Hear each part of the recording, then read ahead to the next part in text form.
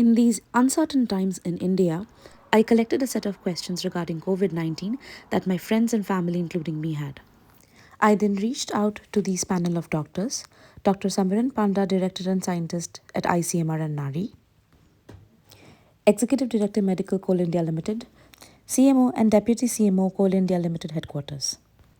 They answered questions and gave some great advice related to these topics. And in this video, we are going to cover this topic. So during COVID, already like a lot of doctors have mentioned what one can do at home. So I will not get into that.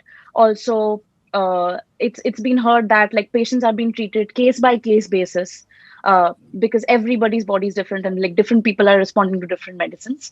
So as you said that like no RT-PCR or anything is like 100% reliable, right? So for some people there are false positives. For some people there's false negatives. Um, if some people are getting like they are taking the risk and going getting tested under those circumstances, what would you recommend, that when is it okay that no, it's okay if you don't get tested, you just take care at home, and when is it definitely mandatory that you do get tested, you do get a result on your RT-PCR? Okay, this is a good question, but before I go straight into this, you said something which I do not want to sort of miss out. You said Okay. that there are a whole lot of discussions around treatment, what one could do when and how, and about the home-based care. So I would like to highlight that there are home-based isolation and care for COVID-19 guidelines, which is there uploaded on the ICMR website. And those are mostly pictorial, less text. And these are not just in English. There are translated versions in Bengali, Punjabi, Odia, Hindi, Ohmiya. So Mhm. because what we realized that many people get panicked due to the media campaign which is going all around, Right. and even self-medication. It's not at all advisable to self-diagnose or self-medicate. So if you have symptoms, okay, and Mhm. I should isolate myself and should Mhm. use mask. The Mhm. recent evidence is that you can get COVID through not only large size water droplets, cannot remain suspended in the air for long, but there Right. are smaller aerosols which Right. can remain suspended in the air for as long as 3 hours.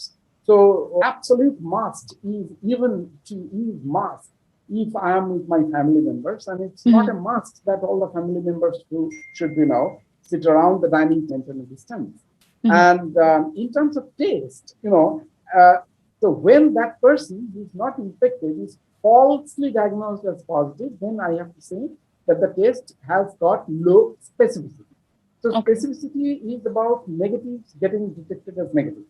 And sensitivity is about positives, those who are really infected, they get diagnosed or detected as positive.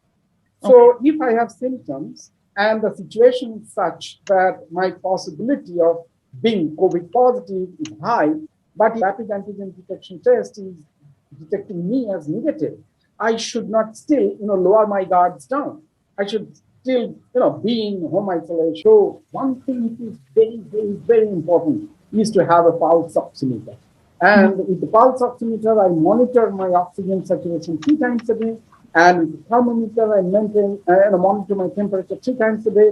And then after 4 or 5 days, I do an RT-PCR test or even rapid antigen test. So it's not just one event of doing a test that should prevent me from being on a paracetamol tablet. But you have to have 3 times a day minimum, if not 4 times. Paracetamol Mhm. 650, the carb suppressants and vitamins and mineral supplementation as we discussed earlier. And Mhm. sometimes we may need to use steroid, but that should happen only with the advice of your treating physician.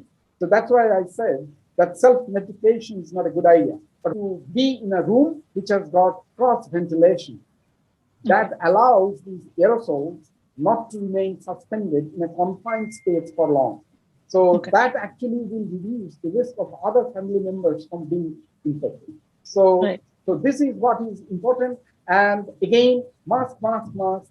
pulse oximeter, so that I know what is the oxygen situation there. And if my oxygen saturation is going down, deep breathing in prone posture, like if you lie on your chest, that's called prone position. So deep breathing in proning would immediately, increase the oxygen saturation, which is a very Okay. good technique to follow. And plenty of hydration. The lentil soup, or chicken soup, or whatever, water, good juice, but hydration is generally neglected.